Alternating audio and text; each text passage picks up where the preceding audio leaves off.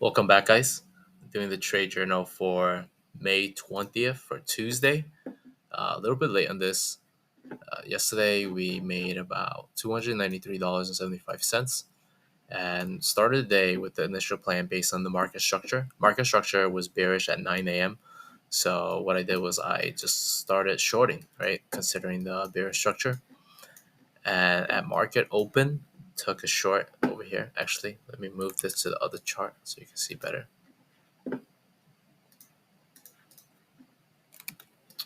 So since market was bearish, I shorted the red moving average here. And then we ran down a little bit. We came back up. I shorted the other orange moving average here. So that was until 9:45. And then 10:20, we had a NQ buy signal. So that was somewhere around here. Took a long. We pushed back up, sold it around 59.68, which was also the gamma level 2 yesterday. And continues to short the resistance over here, back down. And then eventually by 11:18, market structure was bullish. And you naturally don't want to fight market structure because that's the general direction of what everybody else is trying to do in the market.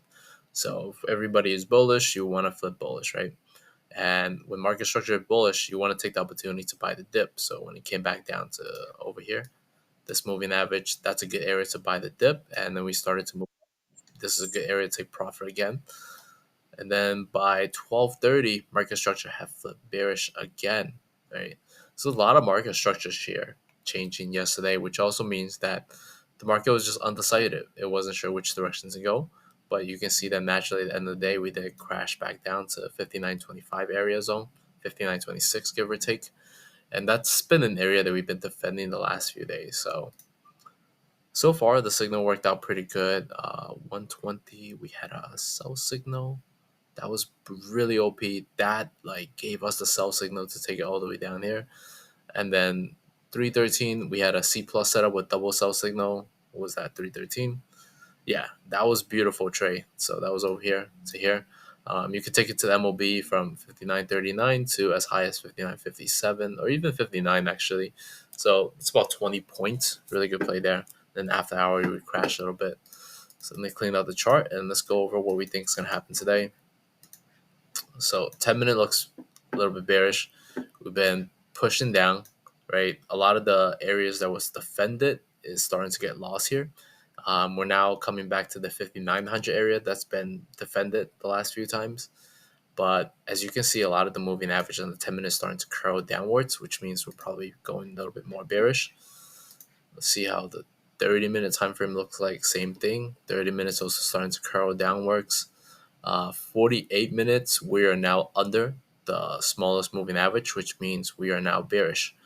So market trend is now bearish. We're holding the 48-minute support right now, which is an area that I was looking for us to come back to touch and hold. And we've been defending this so far the last few times. Ever since this rally started, we have been defending the red moving average. So that was once we got defended on April 30th, May 6th, May 7th, May 9th. We defended those area multiple times. So we're here again. And we're defending it so far. We could come back to 5960s.